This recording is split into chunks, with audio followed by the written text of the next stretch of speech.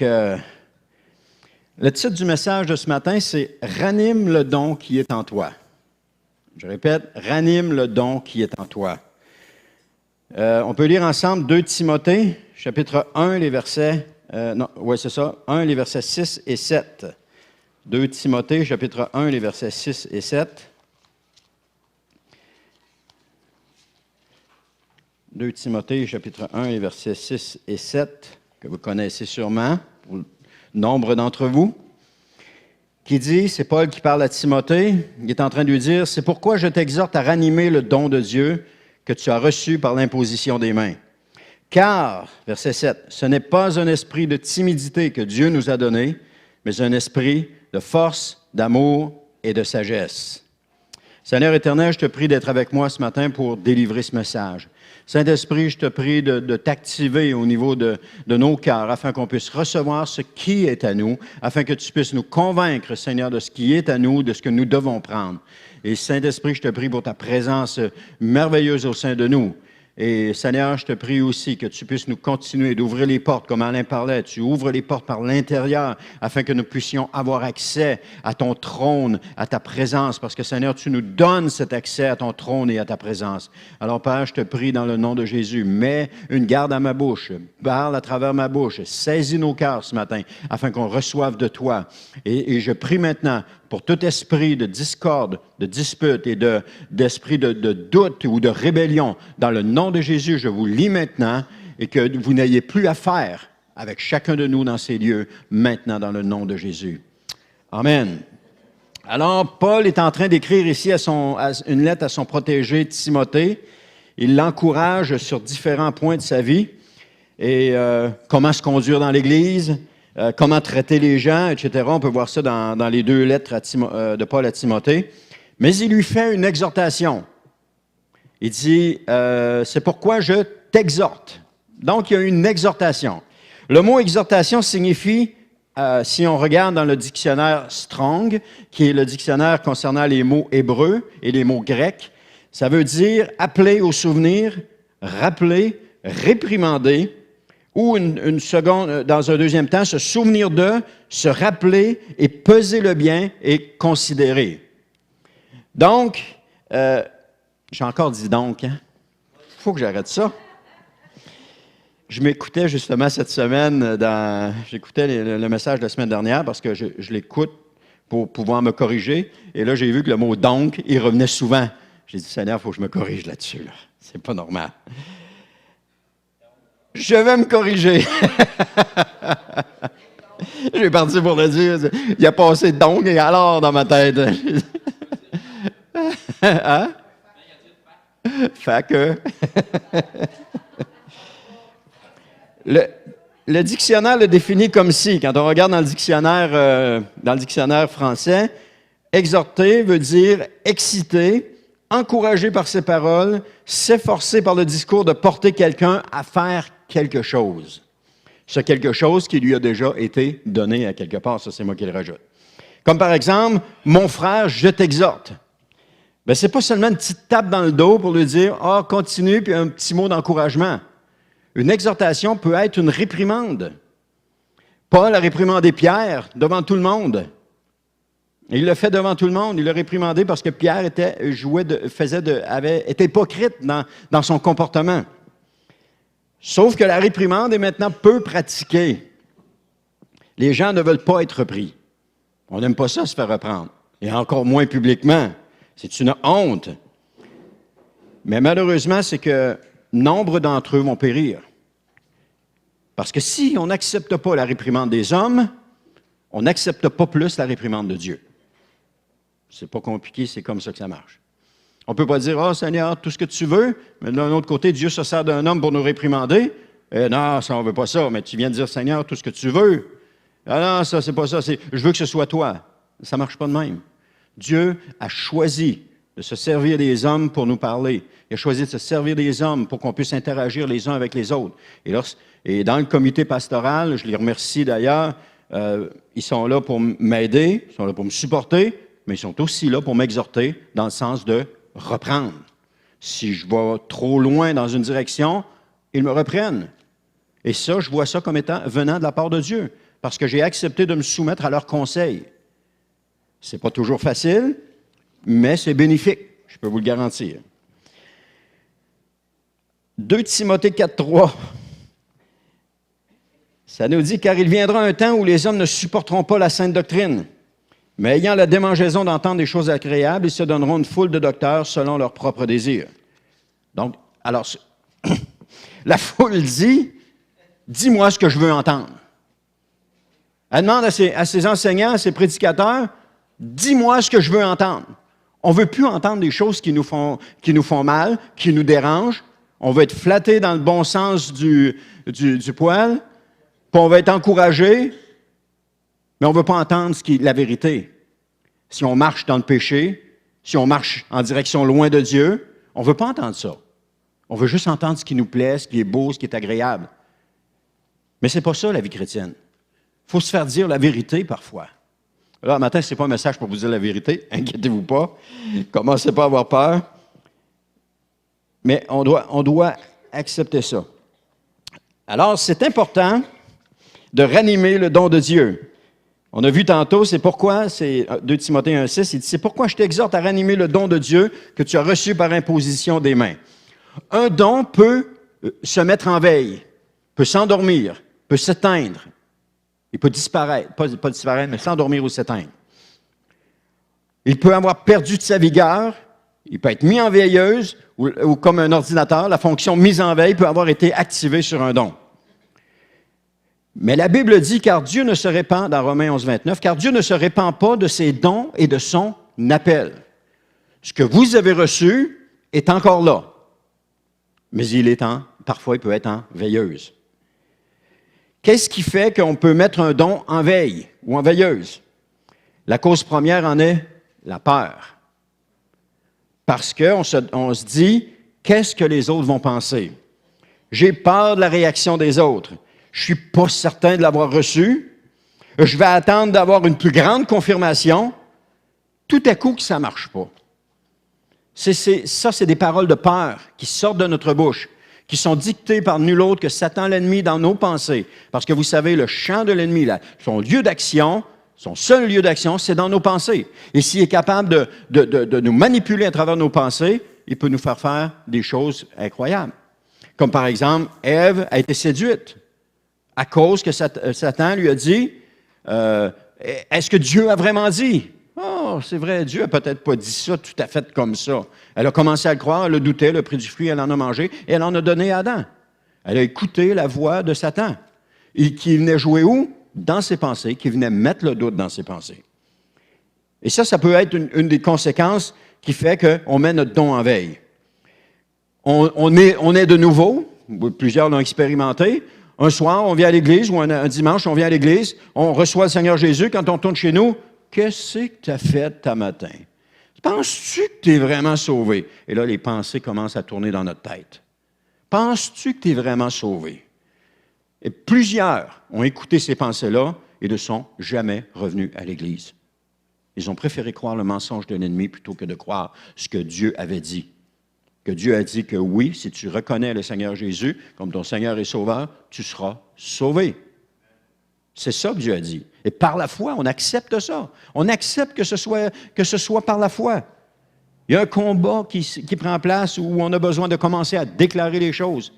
Je l'ai fait dans ma propre vie et nombreuses personnes l'ont fait. Non, la parole de Dieu dit que je suis sauvé, alors je crois que je suis sauvé, point à la ligne. C'est ça qu'elle dit.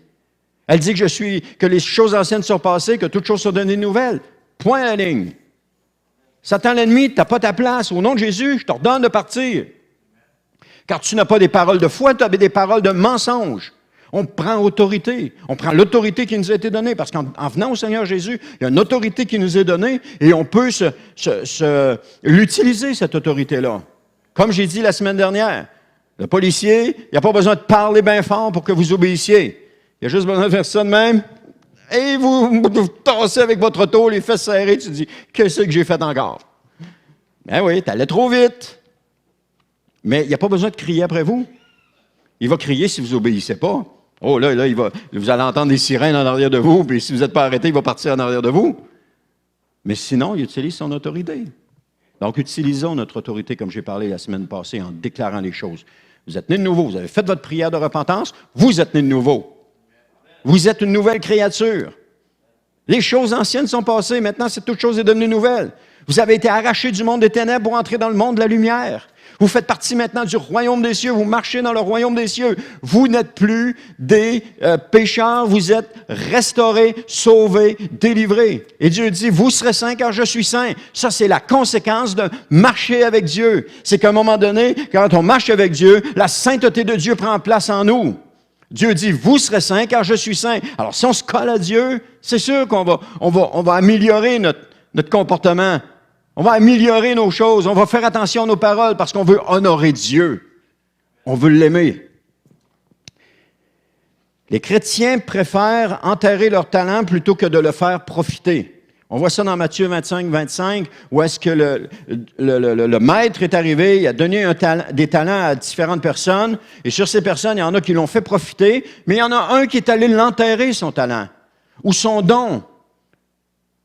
Dieu lui avait donné, le maître lui avait donné un don, ce qui représente que Dieu nous donne un don, mais s'il ne faut pas aller l'enterrer, ce don-là. Qu'est-ce qui est arrivé à cette personne? Ben son don lui a été enlevé et il a été jeté en enfer. Je vais être clair, je vais être franc ce matin. Un chrétien qui cache son don et qui ne le fait pas profiter risque gros. On ne prêche plus sur l'enfer parce que, oh non, ça fait trop peur. J'écoutais un film qu'on nous avait recommandé, et puis la personne disait que l'enfer n'existait pas. La parole de Dieu nous dit que l'enfer existe. OK? Elle existe. Et parce que l'enfer existe, il disait que l'enfer n'existait pas, Dieu est un Dieu d'amour, il va tout pardonner. C'est ce que certaines personnes pensent. C'est faux.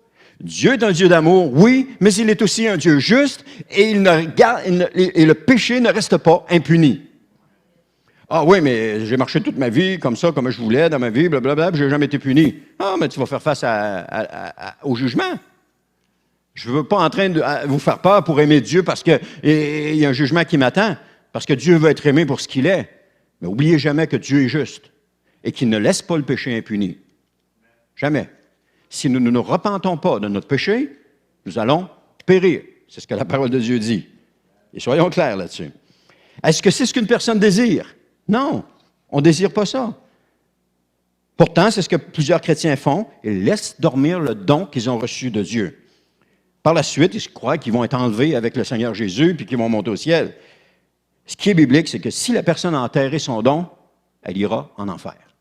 C'est comme ça. C'est là que plusieurs croyants vont se retrouver en enfer. Alors, c'est la vérité que nous devons dire, c'est la vérité que je déclare ce matin. On a à marcher fidèlement avec le Seigneur. Regardons toujours l'exemple des apôtres qui ont marché avec le Seigneur. Il les a appelés, ils ont marché avec lui, ils ont discuté avec lui, ils ont eu une relation avec lui, ils ont couché, ils ont dormi avec lui, ils ont mangé avec lui, ils ont voyagé avec lui, 365 jours par année, 24 heures sur 24, ils étaient enseignés par lui, et c'est ça que Dieu nous demande, de marcher avec lui. Il y avait les 12 qui étaient... Il y avait ce qu'on peut voir dans la parole, Jean qui était très proche. Ensuite de ça, il y avait le groupe des 3 qui était proche aussi. Ensuite de ça, il y avait les 12. Après ça, il y avait les 70. Où est-ce qu'on veut être? Dans les 70 qui se tient éloignés de Dieu, ou si on veut être, comme Jean, près du cœur de Dieu? Où est-ce qu'on veut être? C'est à nous de décider. Où est-ce que je veux être avec le Seigneur? Est-ce que je veux être loin ou proche? Dieu ne forcera pas personne. Mais il va nous appeler, il va nous appeler, il va nous tendre la main. Mais si jamais je mets ma main dans la sienne, je ne serai jamais proche de lui. J'ai besoin de m'approcher. Parce que Dieu dit, approchez-vous de moi et je m'approcherai de vous. Le premier pas, c'est moi qui dois le faire. Si je veux que Dieu fasse un pas en ma direction, je dois en faire un. Alors si je cours dans sa direction, il va courir dans la mienne. Comme on voit dans les films, hein, il court là, puis hop, là, il se serre, puis il s'embrasse. C'est ça, avec Dieu. Il veut juste qu'on court vers lui, puis il va courir vers nous. Il va nous serrer, il va nous embrasser. Dieu n'est pas le Dieu de la religion catholique. Sortons-nous ça de la tête. La religion catholique, c'est un Dieu de jugement avec un bâton qui est prêt à te frapper si tu ne veux pas obéir. Mais Dieu n'est pas ce Dieu-là. Dieu est un Dieu d'amour. Mais c'est aussi un Dieu juste. Amen. Gloire à Dieu. C'est pourquoi je t'exhorte à ranimer le don de Dieu que tu as reçu par l'imposition des mains. Quel est le don que nous recevons par imposition des mains? La question est bonne, mais elle se pose. Acte 19.6, je vais vous donner quelques exemples. Acte 19.6, lorsque Paul leur eut imposé les mains, le Saint-Esprit vint sur eux et ils parlaient en langue et prophétisaient. Acte 8.17, alors Pierre et Jean leur imposèrent les mains et ils reçurent le Saint-Esprit. Acte 8.18, lorsque Simon vit que le Saint-Esprit était donné par l'imposition des mains des apôtres, là, il leur a offert de l'argent pour pouvoir faire la même chose. Mais on sait ce que Pierre a répondu par après. Ce n'était pas la bonne chose à faire. Mais, il a vu que le don du Saint-Esprit était donné par l'imposition des mains. Acte 9, 17, Ananias sortit, et lorsqu'il fut arrivé dans la maison, il imposa les mains à Paul, en disant, Saul, mon frère, le Seigneur Jésus qui t'est apparu sur le chemin par lequel tu venais, m'a envoyé pour que tu recouvres la vue et que tu sois rempli du Saint-Esprit. Ce jour-là, Paul a été rempli du Saint-Esprit. Il ne nous parle pas ici qu'il a prophétisé ou qu'il a parlé en langue, mais il nous parle qu'il a été rempli du Saint-Esprit, parce qu'Ananias lui a imposé les mains. Par contre, Paul va dire plus tard, je parle plus en langue plus que vous tous. Donc, Paul avait vraiment reçu le Saint-Esprit. Donc, à la lumière de ces passages, on comprend que c'est le don du Saint-Esprit qui est donné par imposition des mains. J'ai dit il y a 2 semaines, ou la semaine dernière, il y a 2 semaines, j'ai dit qu'il y avait 2 genres de personnes dans l'Église. Il y avait ceux qui étaient remplis du Saint-Esprit et ceux qui ne l'étaient pas. Et ce n'est pas normal. Dans l'Église, nous devrions tous être remplis du Saint-Esprit. Parce que le Saint-Esprit, on l'a vu la semaine passée, est donné. Il nous a été donné, il nous a été envoyé. Et lorsqu'on nous a imposé les mains un jour pour prier sur nous, nous avons reçu le Saint-Esprit et c'est biblique. Attendez pas une douche d'eau froide qui va vous tomber sur la tête ou que le feu va descendre en pièce où vous êtes, que vous allez revoler dans les chaises et que vous ne ferez pas mal. Attendez pas ça, ça n'arrivera pas. Parce que c'est par la foi que ça se reçoit. On m'a prié pour moi, on m'a imposé les mains. La parole de Dieu dit que Dieu donne le Saint-Esprit à ceux qui le lui demandent. Je lui ai demandé. Après ça, je sais que je l'ai reçu. Amen. Puis il y avait un signe, ça se voyait. Quand Paul a imposé le Saint-Esprit, qui est venu sur eux, qu'est-ce qu'ils ont fait? 2 choses, ils ont parlé en langue, puis ils ont prophétisé. Il y a une manifestation extérieure qui se produit lorsqu'une personne est baptisée du Saint-Esprit. Elle se met soit à parler en langue, ou soit à prophétiser. Mais il y a une manifestation. Pour que Simon puisse voir que le Saint-Esprit était donné par l'imposition des mains, il a fallu qu'il se passe quelque chose. Lorsque les apôtres dans la chambre haute ont reçu le Saint-Esprit, ils se sont mis à parler en d'autres langues. Et combien d'autres ont parlé en d'autres langues, ont prophétisé? Saül, dans l'Ancien Testament, lorsque le Saint-Esprit est venu sur lui, il s'est mis à parler en d'autres langues. Lorsque le Saint-Esprit vient dans une personne, il y a une manifestation extérieure qui se produit, qui nous confirme à nous que cette personne est remplie du Saint-Esprit. S'il n'y a pas de manifestation, je ne suis pas sûr. Je ne suis pas sûr. Mais ça doit être là. Et si on a prié pour vous, vous êtes remplis du Saint-Esprit. C'est tout. Vous êtes remplis du Saint-Esprit. J'ai jamais eu de grosses manifestations dans ma vie quand j'ai été rempli du Saint-Esprit. La seule chose que je sais, c'est que je me suis dit, oh, il y a quelque chose de différent. C'est tout. Après ça, il a fallu que je croie que j'étais rempli du Saint-Esprit. Alors, quand on impose les mains, le Saint-Esprit vient. Si on le demande au Seigneur, il nous le donne. Et Jésus, quand il est parti au ciel, il dit, je vais vous l'envoyer, le Saint-Esprit. Il a dit aux apôtres, quand il a soufflé sur eux, il a dit, recevez le Saint-Esprit. Le mot recevoir, on l'a vu la semaine dernière. Prenez ce qui est à vous. Je vous le donne, prenez ce qui est à vous. Si vous ne le prenez pas, vous allez vivre une vie religieuse. Mais si vous marchez dans l'Esprit de Dieu, vous allez vivre la vie de Dieu, la vie vivante de Dieu. Qu'est-ce qu'on veut? Une religion ou une relation? Si on veut une religion, l'Église catholique est toute bonne pour ça. Elle est une religion. Mais si je veux une relation, c'est avec Dieu que je vais l'avoir, ma relation. C'est en m'approchant de lui.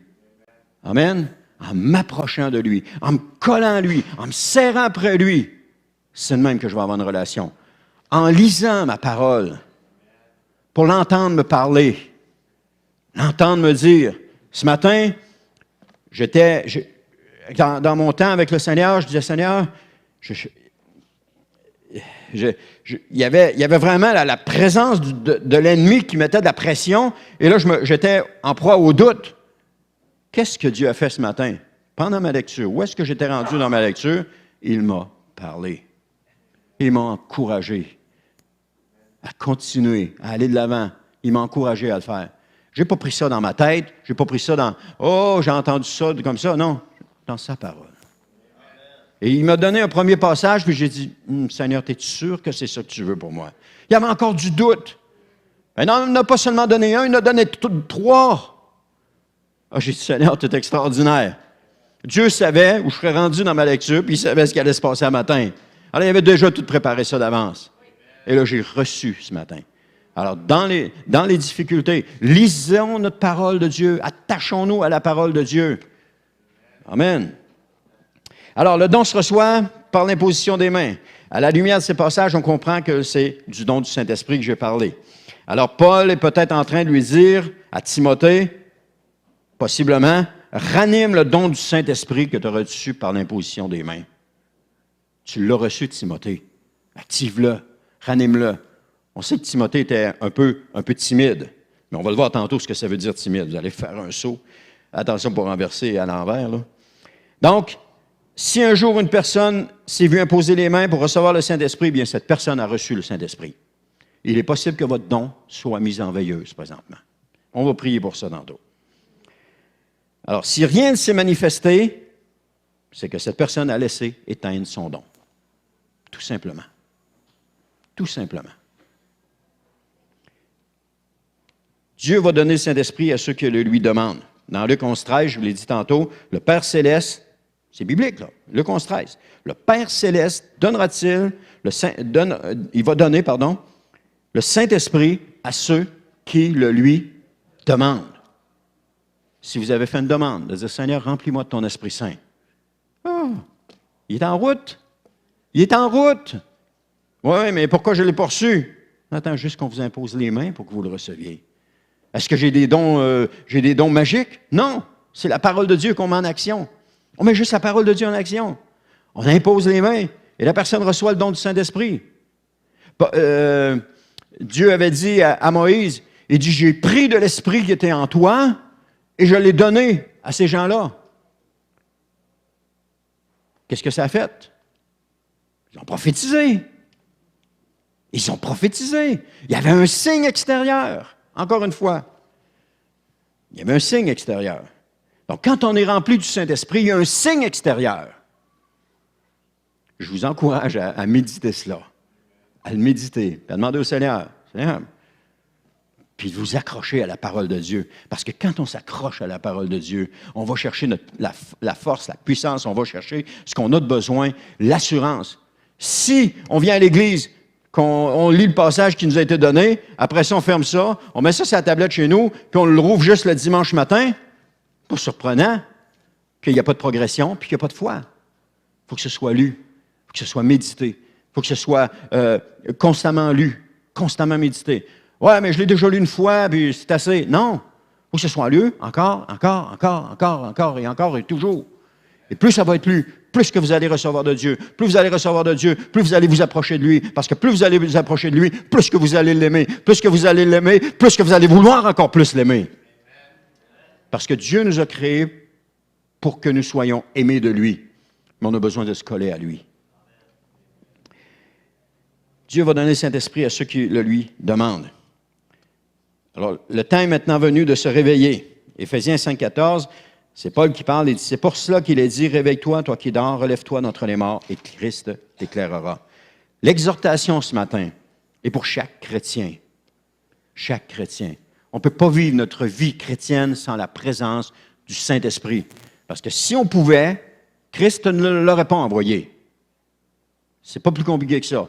On doit vivre notre vie chrétienne avec la présence du Saint-Esprit. Et l'esprit que Dieu nous a donné n'est pas un esprit de timidité. Il dit ça dans 1 Timothée 7, vous allez avoir encore votre doigt là, car ce n'est pas un esprit de timidité que Dieu nous a donné, mais un esprit de force, d'amour et de sagesse. Paul s'inclut dans ce verset en utilisant les mots « le nous ». Donc, Paul était rempli du Saint-Esprit. Parce qu'il dit, ce n'est pas un esprit de timidité que Dieu nous a donné. Il était rempli du Saint-Esprit. Ananias a posé les mains sur lui quelques années auparavant, il était rempli. Maintenant, le mot timidité signifie crainte, frayeur ou lâcheté. Crainte, frayeur ou lâcheté. Timidité est un beau mot, mais la réalité, c'est qu'une personne laisse dormir son don par lâcheté, par crainte ou par la peur. C'est des raisons. On a vu tantôt des raisons. C'est maintenant le temps d'aller déterrer notre don et de le faire profiter. Des frères et des sœurs ont désespérément besoin, des frères et des sœurs ont désespérément besoin dans cette assemblée. Cette ville a désespérément besoin. Si nous ne parlons pas, rien ne va se passer. Parce que l'Esprit de Dieu agit lorsque nous parlons. L'Esprit de Dieu se manifeste lorsque nous ouvrons la bouche. Si nous ne parlons pas, il ne se passe rien.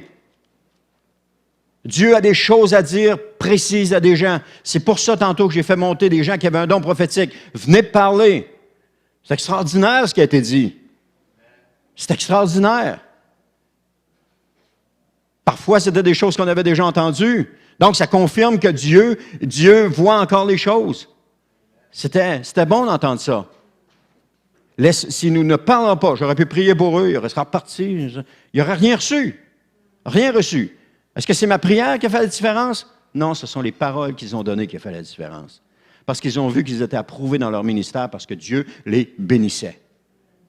Il les bénissait. Il venait à leur rencontre, il les bénissait. C'est ce qu'on doit faire. Alors, c'est le temps de déterrer notre don et de le mettre à profit. Si nous ne parlons pas, les gens n'entendront pas la voix de Dieu. Et si nous ne parlons pas, les gens ne seront pas encouragés. Arrêtez de me regarder comme un divertissement. Oui, Dieu me l'a dit. Il me l'a confirmé, c'est écrit noir sur blanc dans sa parole. La fin est proche, puis le temps de se réveiller est arrivé pour venir au Seigneur. Je ne suis pas là en train de vous divertir comme un chanteur qui vous amène des choses. Mais combattons la frayeur qui n'est pas de Dieu. Combattons la lâcheté qui est un péché et combattons la crainte qui est un moyen de nous faire taire. Parce que par la crainte, on va se taire. Quand on a reçu un enseignement de pasteur Richard Bastien il y a plusieurs années qui disait qu'on pouvait tous prophétiser, puis qu'on avait ce don-là. Moi, je voyais tout le temps la prophétie. « Ah, c'est pour les autres, ça, c'est pas pour moi. C'est pour les autres, c'est pas pour moi. » Mais là, je recevais l'enseignement, je le recevais. Il disait, vous pouvez tous prophétiser. C'est ça que la parole dit. Vous pouvez tous prophétiser successivement. Tous. Wow! Tous, ça signifiait qu'ils étaient tous remplis du Saint-Esprit. S'ils pouvaient tous prophétiser. Et ça, quand il a donné ça, je me disais, non, c'est pas pour moi. À un moment donné, j'ai dit, OK, Seigneur, c'est... Après ça, un deuxième enseignement est venu quelque temps après. Je ne me souviens pas combien de semaines ou mois. Un deuxième enseignement qui est venu encore, qui disait encore la même chose. Là, j'ai dit, OK, Seigneur, c'est ça que tu veux? Parfait. J'ai dit, OK, dimanche prochain, je vais prophétiser. Je vais le faire. Je sais, tu m'appelles à ça, je vais le faire. Je vais prendre la foi, j'y vais par la foi. Le dimanche d'après, il y avait un mot, mais je n'ai pas osé parler. Mais le jour où j'ai osé parler, il y a une personne qui l'a reçu. Les jours d'après où j'ai osé parler, il y a des personnes qui ont reçu. Il y a des personnes qui ont été bénies. Il y a des personnes qui ont reçu des paroles qu'ils avaient besoin de recevoir. Il y en a qui ont reçu des paroles qu'ils avaient besoin d'entendre et je ne savais même pas à qui je m'adressais quand je parlais. Je parlais seulement, le Seigneur me donnait un mot et je le disais, je les encourageais, je tricotais autour de ce mot-là, je les encourageais avec ce mot-là. Et puis des personnes ont reçu des choses concrètes de la part de Dieu. Et je ne savais même pas. Je ne savais pas, je l'ai su par après. Quand on parle, l'Esprit de Dieu agit. Mais si on ne parle pas, l'Esprit de Dieu n'agit pas. Une personne remplie du Saint-Esprit est une personne qui est vivante. Ne soyez pas effrayés, affermissez-vous. Ce n'est pas normal qu'il n'y ait pas de prophétie dans ces lieux. Alors ça, c'est une exhortation. Ce n'est pas normal qu'il n'y ait pas de prophétie dans ces lieux. Ce n'est pas normal que l'on retienne les paroles que Dieu nous donne. Ce n'est pas normal qu'il n'y ait pas de message en langue dans ces lieux. Ce n'est pas normal que la vie de l'Esprit ne soit pas activée dans ces lieux. Le seul endroit où est-ce qu'il n'y en a pas, où est-ce qu'on ne voit pas l'Esprit de Dieu se manifester, c'est soit que les gens ne sont pas remplis du Saint-Esprit, ou encore ils sont empêchés de parler. Ici, il n'y a personne qui est empêché de parler. Vous êtes encouragés à parler. Vous êtes encouragés à donner ce que Dieu met sur votre cœur. On n'est pas une Église qui est morte. La preuve, tout à l'heure, l'Esprit de Dieu a parlé à travers les gens à d'autres personnes. C'est une démonstration publique de ce que l'Esprit de Dieu pouvait faire. Et si vous êtes comme moi, vous avez vu que, il y avait des liens, ça se raccordait à des endroits. Vous l'avez vu. Et si ça se raccordait à des endroits, ils ne se sont pas consultés. OK, toi, tu vas dire ça, toi, tu vas dire ça, moi, je vais dire ça. Wow, ça va être bon. Ils vont voir que, on est connectés ensemble. Non. Ça leur a été demandé séparément d'apporter un message que Dieu mettait sur leur cœur. Ils ont prié, ils ont cherché la face de Dieu. Le Saint-Esprit a mis ça sur leur cœur. Qu'est-ce qui arrive? C'est, ça se regroupe à quelque part. Ça a été dit. Qu'est-ce qui se passe dans la vie de ceux qui ont reçu ces paroles-là? Bien, ils sont encouragés, ils sont édifiés, ils sont fortifiés. Carrément. Carrément. C'est ça, la vie de l'Esprit. C'est ça, la vie de l'Esprit. Il n'y a rien d'autre que ça. Lorsqu'on va dans une église où est-ce qu'il n'y a pas l'Esprit de Dieu, on n'est pas bien. On le sent qu'il n'y a pas l'Esprit de Dieu. Mais quand il y a l'Esprit de Dieu, wow! Amen.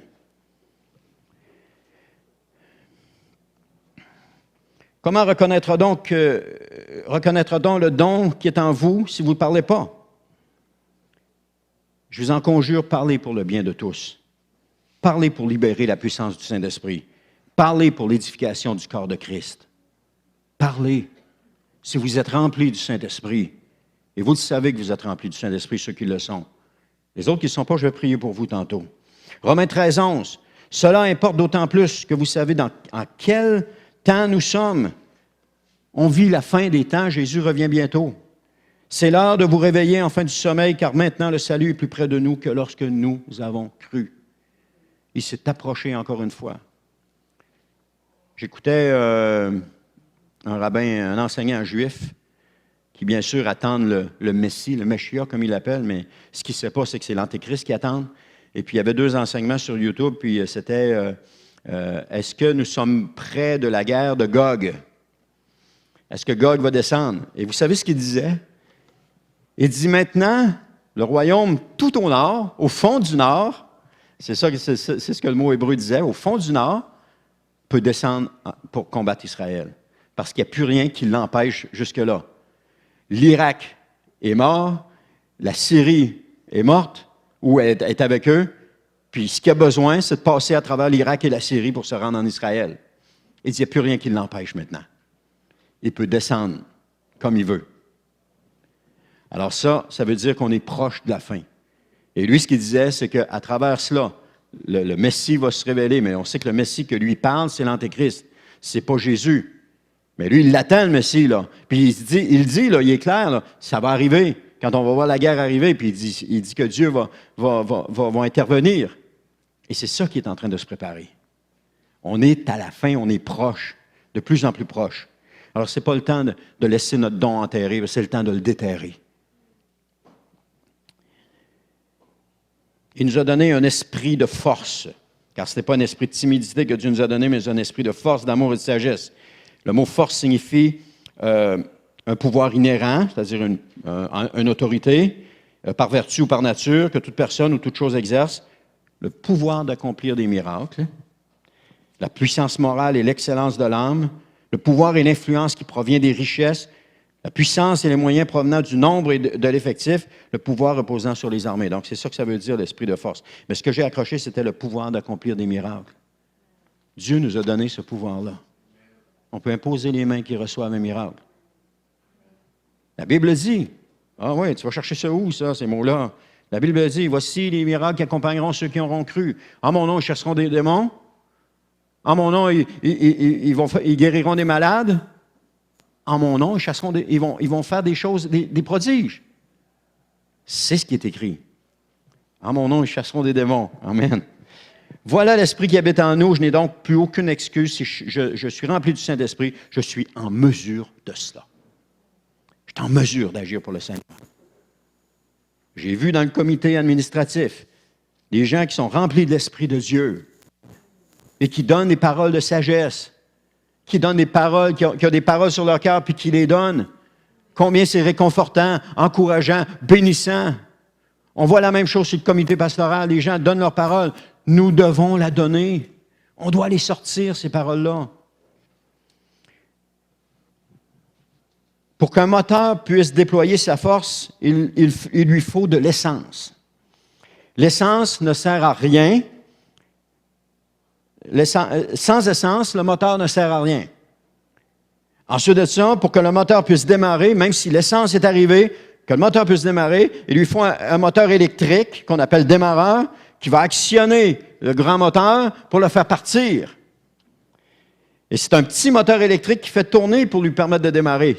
Il est tout petit. Ah, il est gros comme ça pour un 6 cylindres, un 4 cylindres, il est gros comme ça. Puis il est long de même. C'est tout petit. Mais c'est lui qui permet de démarrer le moteur, et ce moteur-là lui permet de nous déplacer d'un endroit à un autre. Et c'est l'essence qui l'alimente qui lui donne sa force. Le moteur, c'est moi. J'ai des capacités, je suis capable de grandes choses par le Saint-Esprit. Dieu m'a doté de capacités et la possibilité de faire des grandes choses, mais par le Saint-Esprit. Pas par ma chair, par le Saint-Esprit. L'essence, c'est le Saint-Esprit. Parce que sans le Saint-Esprit, ce que je fais, c'est vain. Par le Saint-Esprit, je vais m'épuiser très rapidement. Sans le Saint-Esprit, pardon. Le démarreur, c'est ma volonté. Juste un petit peu de volonté va faire partir le moteur, alimenté par l'essence. Il va être capable de déplacer le véhicule à travers les chemins et sur de longs, longs kilomètres. Tout ça mis ensemble. Et ma volonté, c'est le contraire de la lâcheté. Parce que ma volonté permet d'actionner la puissance du Saint-Esprit. Elle permet de l'actionner. Alors, c'est comme la lâcheté va étouffer ma volonté, puis c'est comme si la rouille a détruit le démarreur. Des fois, vous êtes arrivé dans une auto, à un moment donné, vous avez fait « Voyons, il n'y a plus rien. Il n'y a plus rien. » Vous allumez les lumières, les lumières allument, mais il n'y a plus rien.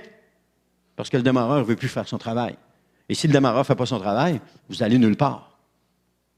L'essence est là, le moteur est en condition, mais le démarreur, il ne veut pas marcher.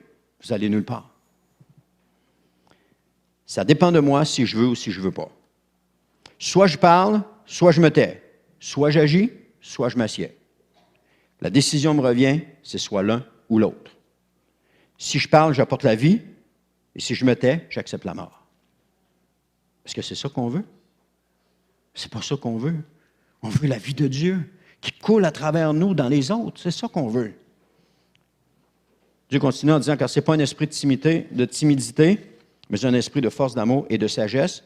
Et le mot amour qui est là, je vais passer les derniers un peu plus vite. Le mot amour qui est là, c'est le mot agapé. C'est seulement le Saint-Esprit qui peut reproduire cet amour-là en nous.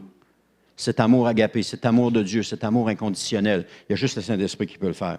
Sans cet amour, le Père n'aime personne. Jésus n'est pas venu à la croix, puis le Saint-Esprit n'a pas été envoyé. On a besoin de cet amour-là pour s'activer. Cet amour-là d'aimer les autres. Cet amour-là qui se déverse vers les autres. C'est Paul qui disait, en Acte 20, 24, « Mais je ne fais pour moi-même aucun cas de ma vie, comme si elle m'était précieuse, pourvu que j'accomplisse ma course avec joie et le ministère que j'ai reçu du Seigneur Jésus, d'annoncer la bonne nouvelle de la grâce de Dieu. » Je ne fais aucun cas de ma vie. Et je termine avec ceci. Il parle d'un esprit d'amour, de force d'amour, de sagesse. Le mot sagesse signifie une réprimande ou un appel à un esprit saint, à la modération et au contrôle de soi. L'esprit que Dieu donne conduit le croyant à vivre une vie saine. Carrément ça. Il l'aide à garder le contrôle de soi, il le protège des excès du péché. Encore une fois, c'est l'Esprit de Dieu qui nous donne, et cet esprit se reçoit par l'imposition des mains. Alors, si une personne a demandé le Saint-Esprit, je vous l'ai dit tantôt, Dieu l'a donné. Point à la ligne. Ça ne se discute pas, c'est une question de foi. Vous l'avez reçu. Alors, si un croyant s'est fait imposer les mains, il reçoit le Saint-Esprit, c'est aussi simple que cela. Alors, on va prier pour cela, on va prier pour ça.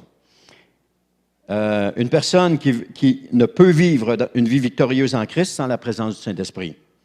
Une vie chrétienne sans la présence du Saint-Esprit n'est rien d'autre que de la religion.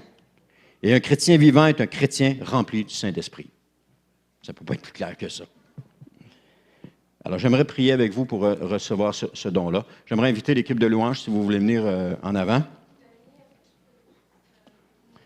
Oui, vas-y, Gaston. Parle fort.